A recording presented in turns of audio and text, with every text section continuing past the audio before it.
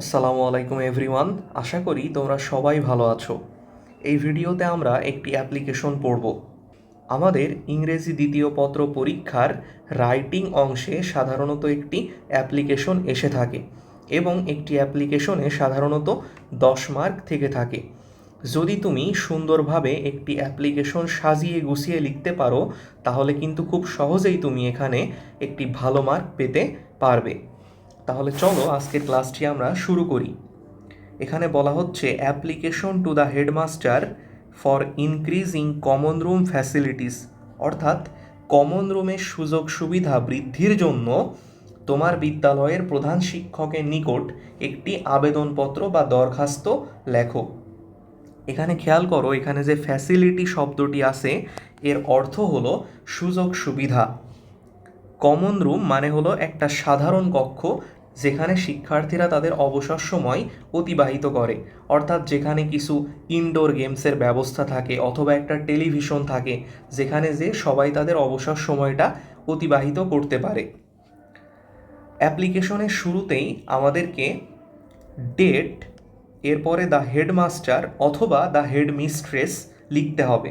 এরপর লিখতে হবে বিদ্যালয়ের নাম, এখানে খুলনা জিলা স্কুল খুলনা এটি হচ্ছে বিদ্যালয়ের নাম। এরপর লিখতে হবে সাবজেক্ট, যে বিষয়ে তুমি অ্যাপ্লিকেশনটি লিখতে চাও তোমাকে সেই বিষয়টি এখানে তুলে ধরতে হবে। এখানে সাবজেক্ট হিসেবে দেওয়া হয়েছে for increasing common room facilities, অর্থাৎ কমন রুমের সুযোগ সুবিধা বৃদ্ধির জন্য আবেদন। স্যার মহোদয়, উই মানে আমরা, the students of your school আপনার বিদ্যালয়ের শিক্ষার্থীরা, beg to draw your kind attention to the following fact that আমরা আপনার বিদ্যালয়ের শিক্ষার্থীরা নিম্নলিখিত বিষয়ে আপনার দৃষ্টি আকর্ষণ করতে চাই যে our common room is not well furnished, অর্থাৎ আমাদের কমন রুমটি সুসজ্জিত নয়। এখানে খেয়াল করো, এখানেই যে ড্র ইয়োর কাইন্ড অ্যাটেনশন এই ফ্রেজটির অর্থ হলো কারো দৃষ্টি আকর্ষণ করা। ড্র সামওয়ানস কাইন্ড অ্যাটেনশন মানে কারো সদয় দৃষ্টি অর্জন করা। এরপরে ওয়েল ফার্নিশড মানে হলো সুসজ্জিত, মানে ভালোভাবে সাজানো গোছানো বোঝাতে ওয়েল ফার্নিশড শব্দটি ব্যবহৃত হয়। তাহলে বলা হচ্ছে we the students of your school আমরা আপনার বিদ্যালয়ের শিক্ষার্থীরা beg to draw your kind attention to the following fact that নিম্নলিখিত বিষয়ে আপনার সদয় দৃষ্টি আকর্ষণ করতে চাই যে our common room is not well furnished, অর্থাৎ আমাদের কমন রুমটি সুসজ্জিত নয়। It does not provide mass scope of enjoyment and entertainment, অর্থাৎ এটি আনন্দ এবং বিনোদনের পর্যাপ্ত সুযোগ প্রদান করে না। এখানে খেয়াল করো, এখানে এনজয়মেন্ট মানে হলো আনন্দ এবং এন্টারটেইনমেন্ট মানে হলো বিনোদন, আর প্রোভাইড মানে হচ্ছে কোনো কিছু প্রদান করা, কোনো কিছু দেওয়া বা সরবরাহ করা। তাহলে বলা হচ্ছে ইট ডাজ নট প্রোভাইড মানে এটি প্রদান করে না mass scope of enjoyment and entertainment, অর্থাৎ এটি আনন্দ এবং বিনোদনের পর্যাপ্ত সুযোগ প্রদান করে না। We can not enjoy our off period for want of indoor sports materials such as carrom, chess, table tennis etcetera. এখানে খেয়াল করো, চেস শব্দের অর্থ হলো দাবা এবং টেবিল টেনিস তো এক প্রকার খেলা আর কি। আর অফ পিরিয়ড মানে হচ্ছে অবসর সময়। অফ পিরিয়ড মানে কি? অফ পিরিয়ড মানে হলো অবসর সময়। ইনডোর স্পোর্টস মানে হচ্ছে ঘরের মধ্যেই যে খেলাগুলো আমরা করতে পারি সেগুলোকে ইনডোর স্পোর্টস দ্বারা বোঝানো হয়। তাহলে পুরো বাক্যটির অর্থ এমন দাঁড়ায় যে we can not enjoy our off period আমরা আমাদের অবসর সময় উপভোগ করতে পারি না ফর ওয়ান্ট অফ। এখানে খেয়াল করো, ওয়ান্ট অফ শব্দের অর্থ হলো অভাব। For want of indoor sports materials, অর্থাৎ ইনডোর স্পোর্টস ম্যাটেরিয়ালসের অভাবে আমরা আমাদের অবসর সময় উপভোগ করতে পারি না।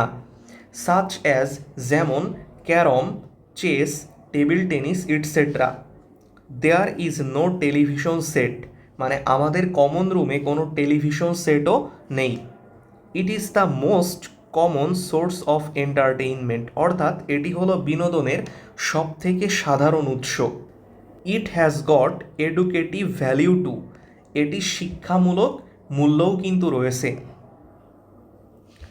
The students can see the whole world on the screen of TV, অর্থাৎ শিক্ষার্থীরা টিভির পর্দায় সমগ্র বিশ্ব দেখতে পারে।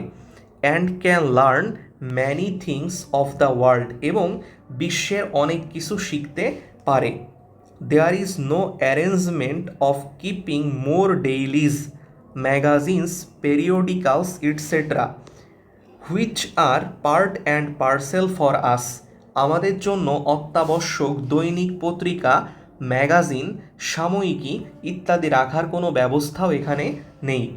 একটু খেয়াল করো, এখানে যে পার্ট অ্যান্ড পার্সেল ফ্রেজটি আছে এর অর্থ হলো অত্যাবশ্যক। পার্ট অ্যান্ড পার্সেল শব্দের অর্থ হলো অত্যাবশ্যক বা আবশ্যক বিষয়, অথবা আমরা বলতে পারি অপরিহার্য বিষয়। তাহলে বলা হচ্ছে দেয়ার ইজ নো অ্যারেঞ্জমেন্ট, মানে কোনো ব্যবস্থা এখানে নেই। অফ কিপিং মোর ডেইলিজ, এখানে খেয়াল করো ডেইলিজ মানে হচ্ছে দৈনিক পত্রিকা, দৈনিক পত্রিকাকে আমরা বলি হচ্ছে ডেইলিজ। এরপর ম্যাগাজিনস, ম্যাগাজিন মানে তো তোমরা জানোই ম্যাগাজিন আর কি। আর পেরিওডিক্যালস মানে হচ্ছে সাময়িকী, মানে যেটা কিছু সময় পর পর প্রকাশিত হয়। সাময়িকী একটা নির্দিষ্ট সময় পর পর যে পত্রিকাটা প্রকাশিত হয়। তাহলে এখানে বলা হচ্ছে পুরো বাক্যটিতে দেয়ার ইজ নো অ্যারেঞ্জমেন্ট, মানে এখানে কোনো ব্যবস্থা নেই, of keeping more dailies, magazines, periodicals etcetera, which are part and parcel for us, আমাদের জন্য অত্যাবশ্যক দৈনিক পত্রিকা, ম্যাগাজিন এবং সাময়িকী রাখার কোনো ব্যবস্থা এখানে নেই। All this things mirror the whole world, অর্থাৎ এই সব কিছুই সমগ্র বিশ্বকে প্রতিফলিত করে। But we are deprived of all this things, কিন্তু আমরা এই সব কিছু থেকে বঞ্চিত। এখানে খেয়াল করো ডিপ্রাইভড অফ এর অর্থ হলো বঞ্চিত। ডিপ্রাইভড অফ একটি অ্যাপ্রোপ্রিয়েট প্রিপোজিশন এবং এর অর্থ হলো বঞ্চিত। এরপর বলা হচ্ছে আন্ডার দ্য অ্যাবভ সারকামস্টেন্সেস, এর অর্থ হলো উপরোক্ত পরিস্থিতিতে। আন্ডার দ্য অ্যাবভ সারকামস্টেন্সেস ফ্রেজটির অর্থ হলো উপরোক্ত পরিস্থিতিতে। We pray and hope that, আমরা প্রার্থনা করি এবং আশা করি যে your honour would be kind enough to realise the problem we face, মানে আপনি আমাদের সমস্যা উপলব্ধি করতে যথেষ্ট সদয় হবেন। And consider the matter sympathetically, এবং সহানুভূতির সাথে আমাদের এই বিষয়টি আপনি বিবেচনা করবেন। এখানে খেয়াল করো এখানে সিম্প্যাথেটিক্যালি এর অর্থ হলো সহানুভূতির সাথে। সিম্প্যাথি মানে হলো সহানুভূতি, আর সিম্প্যাথেটিক্যালি মানে হলো সহানুভূতির সাথে। তাহলে পুরো বাক্যটির অর্থ দাঁড়ায় এমন, আন্ডার দ্য অ্যাবভ সারকামস্টেন্সেস মানে উপরোক্ত অবস্থার পরিপ্রেক্ষিতে, we pray and hope that আমরা প্রার্থনা করছি এবং আশা করছি যে your honour would be kind enough, আপনি যথেষ্ট সদয় হবেন, to realise the problem we face, মানে আমরা যে সমস্যার মুখোমুখি হচ্ছি সেই সমস্যাটা উপলব্ধি করতে আপনি যথেষ্ট সদয় হবেন। And consider the matter sympathetically, এবং বিষয়টিকে আপনি সহানুভূতির সাথে বিবেচনা করবেন। তাহলে আমাদের কিন্তু অ্যাপ্লিকেশনের প্রধান অংশটি লেখা শেষ হয়ে গেল।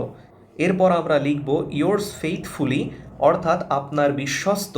এখানে আমরা নাম লিখে দিব, নিজের নাম, অথবা যদি আমাদের প্রশ্নে কোনো নাম বিশেষভাবে বলা থাকে তাহলে ওই নামটি আমরা এখানে লিখে দিব। এরপর বলবো on behalf of the students of Khulna জিলা স্কুল খুলনা, অর্থাৎ খুলনা জিলা স্কুলের শিক্ষার্থীদের পক্ষে। এখানে খেয়াল করো এখানে যে অন বিহাফ অফ ফ্রেজটি আছে এর অর্থ হলো পক্ষে থাকা। অন বিহাফ অফ মানে কি পক্ষে। তাহলে এই ছিল হচ্ছে আমাদের আজকের অ্যাপ্লিকেশন রাইটিং।